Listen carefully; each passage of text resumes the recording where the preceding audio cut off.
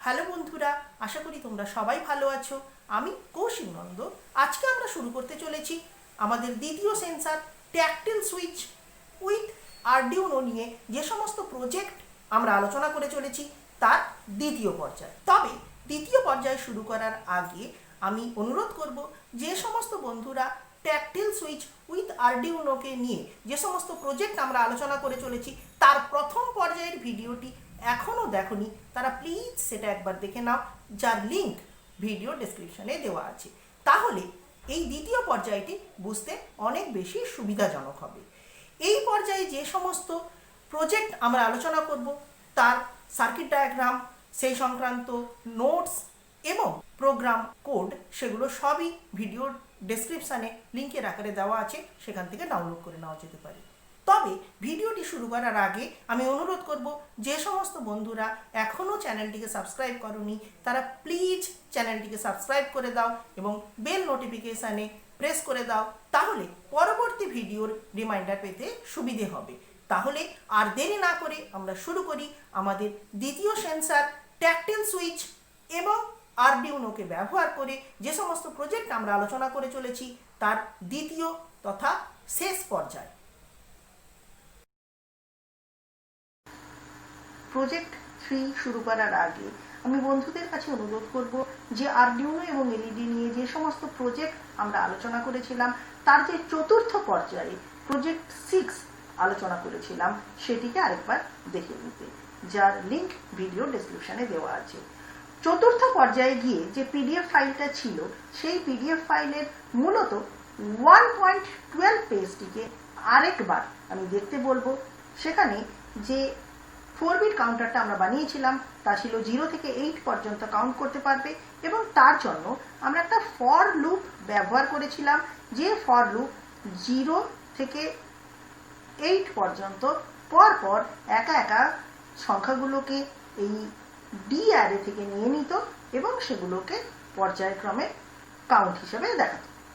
এখন কথাটা হচ্ছে যে এই ফর লুপ থাকার কারণে প্রোগ্রামটা একা একাই কাউন্টারটাকে অপারেট করাতে পারত, কিন্তু এই জায়গাটায় আমরা এই প্রজেক্টে বেশ কিছু পরিবর্তন করব।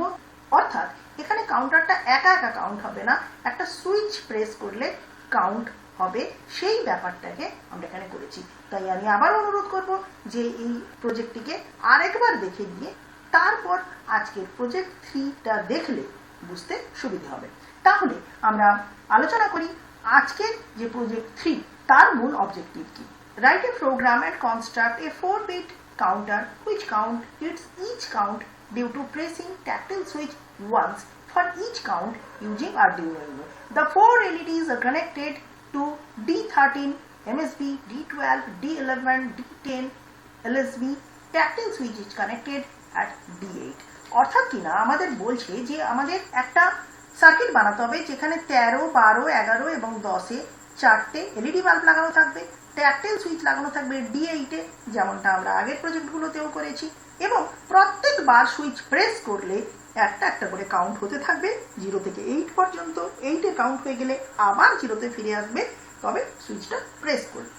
এই সার্কিটটি বানাতে আমাদের লাগবে আরডিউনো বোর্ড, একটি ব্রেড বোর্ড, 4টে এলইডি বাল্ব, একটি ট্যাকটাইল সুইচ, একটি 470 থেকে 1 কিলো ওহম পর্যন্ত তুমি যেমন রেজিস্ট্যান্স পাবে, আমরা এখানে 1 কিলো ওহম রেজিস্ট্যান্স ব্যবহার করেছি, এবং 11খানা ব্রেডবোর্ড ওয়্যার।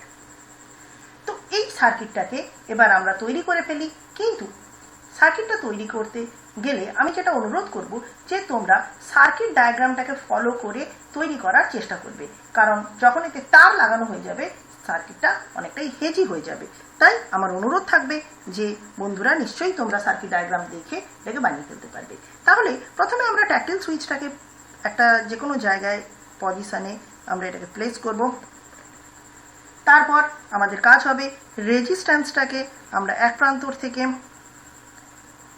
লাগাবো একটা কর্নার পয়েন্টের থেকে, এবং সেই কর্নার পয়েন্ট থেকে আমরা একটা ব্ল্যাক ওয়্যার অর্থাৎ গ্রাউন্ডের জন্য লাগিয়ে দিব। এপাশে আরডিউনো 2টো গ্রাউন্ড থাকে, যে কোনো একটা গ্রাউন্ডে আমরা এটাকে লাগিয়ে দেব, এবং আরেকটা বড় আমরা পজিটিভ ওয়্যারের জন্য লাল রঙের তার নিব, যেটা আরেকটা কর্নার পয়েন্টে আমরা লাগাবো এবং সেখান থেকে আমরা যে 5V বলে যে এইখানের প্রান্ত থাকে সেইখানটায় আমরা লাগিয়ে দেব। এরপর আমরা 4টে বাল্বকে পরপর যেমন সার্কিটে আমাদের দেখানো হয়েছে সেই রকম ভাবে পজিটিভটা এইদিকে এবং নেগেটিভটা এইদিকে মুখ করে পরপর আমরা লাগিয়ে দিব। এক ঘর ছেড়ে ছেড়ে বা যদি জায়গা না থাকে পরপর লাগিয়ে দেওয়া যেতে পারে, দুটো ঘর অন্তর অন্তর।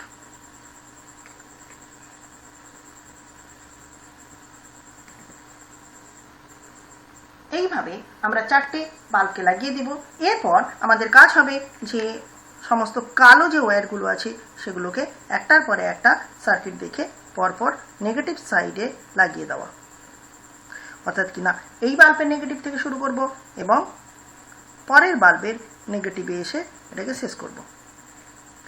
এর আগে আমরা এই ধরনেরই সার্কিট বানিয়েছি, যে প্রজেক্টটাকে আমরা দেখতে বললাম, যার লিঙ্ক ভিডিও ডেসক্রিপশনে দেওয়া আছে, সেখান থেকে এটাকে দেখে নেওয়া যেতে পারে। এবং সেটা একই রকমের সার্কিট, শুধু এখানে এক্সট্রা আমরা একটা ট্যাকটাইল সুইচ যোগ করেছি, যার ফলে প্রত্যেকবার ট্যাকটাইল সুইচকে যদি আমরা অন করি তাহলে সেক্ষেত্রে কী হবে না, আমাদের বাল্বটা জ্বলবে। এবার এই একদম লাস্টের যে নেগেটিভ প্রান্তটা আছে সেই জায়গা থেকে, এই জায়গা থেকে আমরা একটা তার লাগিয়ে এনে এইখানকার রেজিস্ট্যান্সের যে নেগেটিভ প্রান্ত আছে সেইখানটায় আমরা লাগিয়ে দেব। সার্কিটে বন্ধুরা একটু খেয়াল করলে দেখতে পাবে যে এখানে তারটা একটু নিচের দিকে নেমে গেছে, আসলে এটা এইখানকার নেগেটিভের সঙ্গে লাগানো থাকবে। এইটুকু কারেকশন আমি তোমাদের করে নিতে বলবো, পিডিএফে এটা অলরেডি করা আছে। এরপর আমরা একটা তার নিব এবং সেই তারগুলোকে বাল্বের যে পর্যায়ক্রমে প্রান্তগুলোতে লাগিয়ে দেব। তো একদম নিচের বাল্বের পজিটিভ প্রান্ত থেকে, কারণ এটাই হবে আমাদের এলএসবি, এই একদম এই বাল্বটার থেকে আমরা লাগাবো B10 এ। তাহলে 8, 9 এবং 10। আমি জানি বন্ধুরা আমার চাইতেও ভালো করতে পারবে, তাই আমি তোমাদের উপরে অনেক ভরসা রাখি যে তোমরা নিশ্চয়ই এই সার্কিটটাকে সঠিকভাবে তৈরি করে ফেলতে পারবে। কিন্তু মনে রাখবে যে সার্কিটে তারের অনেক জায়গায় একটু সাবধানে লাগাতে হবে, হিসেব করে লাগাতে হবে, শান্তভাবে তোমরা লাগানোর চেষ্টা করবে। তাহলে ইয়েলো তারটা আমরা এলএসবির পরেরটার থেকে নিলাম, তারপরে গ্রিনটা আমরা তারপরের বাল্ব থেকে নেব, অর্থাৎ এমএসবির আগেরটার থেকে নেব এবং সেটাকে আমরা লাগিয়ে দেব D12 এর কাছে। এবং লাস্টে আমরা একটা অরেঞ্জ তার নিচ্ছি এবং সেটাকে এমএসবির বাল্বের পজিটিভের সঙ্গে থেকে একদম 13 লাগিয়ে দিচ্ছি। তাহলে হয়তো এই সার্কিটটা তৈরি করার পরে তোমরা বুঝতেই পারছো যে এটা একদম ম্যাসিভ সার্কিট হয়ে গিয়েছে, তো সেই জন্য একটু যত্ন সহকারে করতে বলবো। এবার আমরা এইখানকার এই তারটাকে লাগাবো। এখানকার তারের রঙের সঙ্গে এখানকার তারের রং মিলল না, কারণ স্বভাবতই এত নানান রকমের রঙের তার কিন্তু সবসময় বাজারে অ্যাভেলেবল হয় না। তার লাগানোটাই হচ্ছে গুরুত্বপূর্ণ ব্যাপার। এরপর এই তারটাকে লাগাতে হবে, অর্থাৎ যেখানে রেজিস্ট্যান্স লাগানো আছে সেই রেজিস্ট্যান্সের প্রান্ত থেকে আমরা নেব এবং এটাকে আমরা লাগিয়ে দেব 8 নম্বরের সঙ্গে। তাহলে এই পুরো প্রসেসটা তোমরা নিশ্চয়ই বন্ধুরা বুঝতে পেরেছো এবং আমি জানি তোমরা এটা ঠিক করে নিতেই পারবে। এবার আমরা আলোচনা করব যে এই সার্কিটটি কেমন করে কাজ করে সেই সংক্রান্ত ব্যাপারে। তো এটার জন্য আমরা 2.4 পেজের যে ফ্লোচার্টটা দেওয়া আছে সেটাকেই লক্ষ্য করব, কিন্তু তার আগে আমি বলবো যে 1.12 পেজে, যার লিঙ্ক ভিডিও ডেসক্রিপশনে দেওয়া আছে, সেখান থেকে দেখে নেওয়া যেতে পারে, তার সঙ্গে মেলাতে বলবো।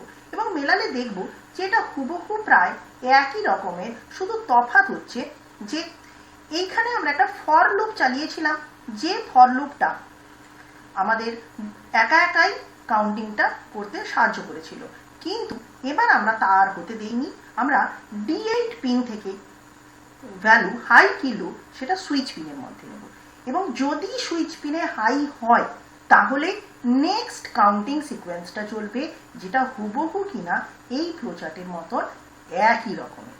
তাই আমি মনে করি বন্ধুদের কাছে এর এক্সপ্লেনেশন করার কোনো দরকার নেই, কারণ তারা অলরেডি এই সার্কিটটাকে বানিয়ে ফেলেছে, এই ফ্লোচার্টটাকে প্রোগ্রামের আকারে নিয়ে এক্সিকিউট করেছে। তাহলে শুধু আমি তাদের দেখতে বলবো যে আগের ফ্লোচার্টে থেকে যে প্রোগ্রামটা তৈরি হয়েছিল সেখানে একটা আমরা ফর লুপ ব্যবহার করেছিলাম, i = 0, i <9, i++। এখানে আমরা তার জায়গায় ব্যবহার করেছি যে সুইচ পিন = ডিজিটাল রিড 8 8 নম্বর পিন থেকে আমরা হাই কি লো সেটা নিব। ইফ সুইচ পিন যদি হাই হয় তাহলে প্রোগ্রামটা এর মধ্যে ঢুকবে, যেটা ফর লুপের মধ্যে ঢুকেছিল n ইকুয়ালস টু ডিআই থেকে, এখানে n ইকুয়ালস টু ডিআই থেকে কাজ হবে।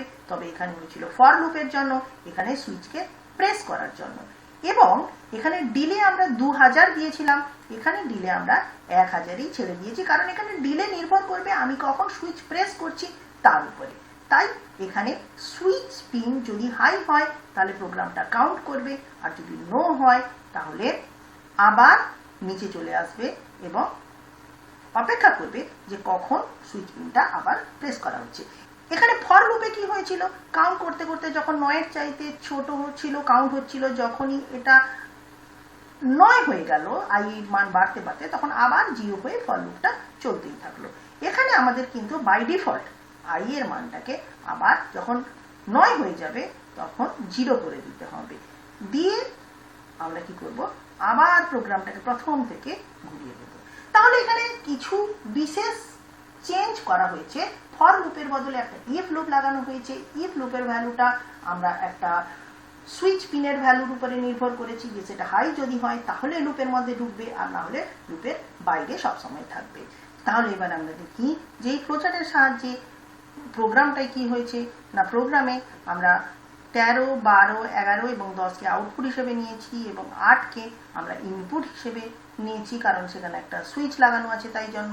এবং সুইচ পিনকে আমরা রিড করেছি, যদি সেটা হাই হয় তাহলে লুপের মধ্যে ঢুকবে, আর যদি নো হয় তাহলে লুপের মধ্যে ঢুকবে না। এবং ডিলে এখানে 1000, যদি আই এর মান বাড়তে বাড়তে সেটা 9 হয়ে যায় তাহলে আই এর মান আবার 0 হয়ে যাবে। এবার আমরা প্রোগ্রামটিকে আপলোড করে দেব। তার জন্য আমরা প্রথমে ডেটা কেবিলটাকে এখানে অ্যাড করব এবং তারপরে আমরা দেখে নেব যে টুলসের ক্ষেত্রে গিয়ে সেটা বোর্ডটা আরডিউনো ইউনো হয়ে আছে কিনা। তারপর দেখে নেব যে কম পোর্টটা সেটা আমাদের এক্সপেক্টেড পোর্ট যেমন এক্ষেত্রে 3 হয়ে আছে সেটা হয়ে আছে কিনা। তারপর আমরা আপলোড বাটনে ক্লিক করে দেব। আপলোডিং হচ্ছে এবং ডান আপলোডিং। এবার দেখা যাক যে বাল্বগুলো কিন্তু এখনো জ্বলেনি। বাল্বগুলোকে আমরা একটু ঘুরিয়ে রাখছি, তাহলে আমাদের বুঝতে সুবিধা হবে। একদম এই দিকেরটা হচ্ছে এমএসবি, তারপর এইরকম করে এই বাল্বটা হচ্ছে এলএসবি। তাহলে আমরা প্রথমবার সুইচটাকে প্রেস করছি, তাহলে 1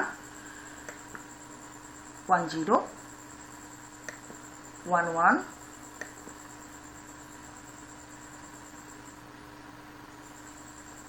তারপর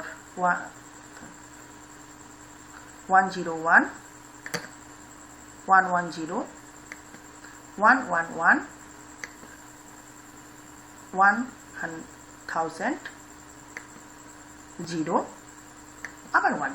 তাহলে আশা করি বন্ধুরা এই প্রজেক্টটিকে এনজয় করেছো।